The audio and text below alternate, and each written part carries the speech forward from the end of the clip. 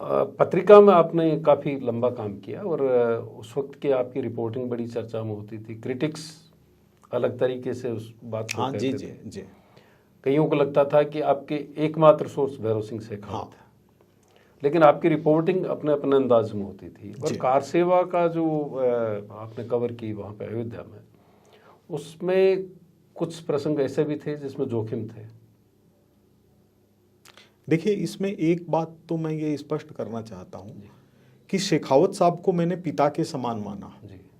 तो उस समय दो मर्यादाएं तय की कि एक तो चूंकि उस समय प्रचलन था कि ज़्यादातर दिल्ली के प्रमुख पत्रकार होते थे और शेखावत साहब पूरे राजस्थान का दौरा करते थे, वो एक बड़े सोर्स थे। तो मैंने ये मतलब आत्मा में तय किया कि कोई भी खबर इनसे नहीं लूँगा। वो मैंने आखिर तक पालन किया कि इनसे कोई खबर नहीं लूँगा।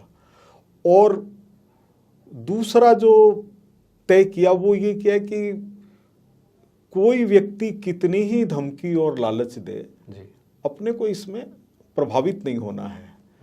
तो इसके कारण आलोचनाएं इस स्वरूप की थी, जो मेरे को जानते थे कि बचपन में स्वयंसेवक रहा हुआ है, ये बीजेपी के माइंड का है, ये भैरव सिंह शेखावत जी के नजदीक का है।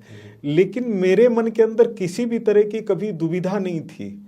शिवचरण माथुर जी जब तिवारी कांग्रेस के अंदर चले गए तो उनको बहुत भरोसा था मेरे ऊपर। उन्होंने कहा कि आपने जीवन दिया हुआ है हम लोगों को, क्योंकि पत्रिका ही एक तरह से मीडिया का पर्याय थी उस समय।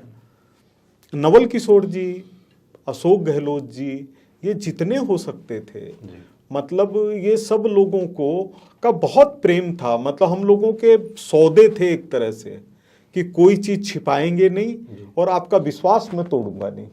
तो इन्होंने कभी भी किसी ने कोई बात नहीं छिपाई।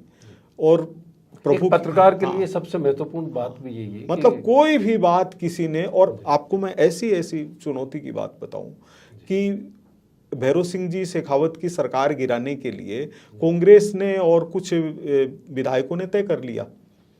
तो परशुराम मदेरणा जी राज्यपाल को ज्ञापन दे करके आए। तो और वो ज्ञापन देते समय सारी मीडिया वहां खड़ी थी राजभवन के बाहर।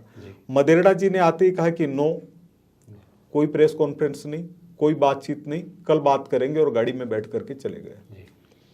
मैंने अपने साथी फोटोग्राफर जर्नलिस्ट को कहा कि रात को मैं आऊंगा 10 बजे खबर लेकर के, तब अपन छापेंगे।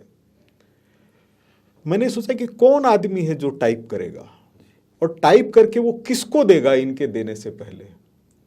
मैंने उन्हीं के दरवाजे खड़खड़ाए 9 बजे। बोला मेरी जिंदगी चली जाएगी, बहुत खतरनाक आदमी है मदेरणा साहब। मैंने कहा लेकिन ऐसा कोई विषय नहीं है ना जिसमें मदेरणा साहब के ऊपर कोई दिक्कत आती हो। तो खबर उसी समय आए लेकर के।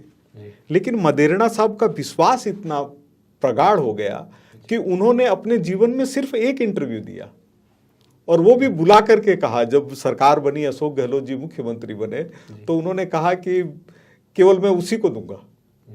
और उन्होंने कहा कि पथ पर पांव नहीं विश्वास चला करता है। तो यह जो विश्वास की रेखा है, सब ये जानते हुए कि शेखावत साहब को कितने ये मानते हैं। और अशोक गहलोत जी ने एक बार कहा, बोले आपके प्रति जो मन में इज्जत है वो इसलिए है कि आप जिनके प्रति आदर करते हैं उनके प्रति आदर करते हैं।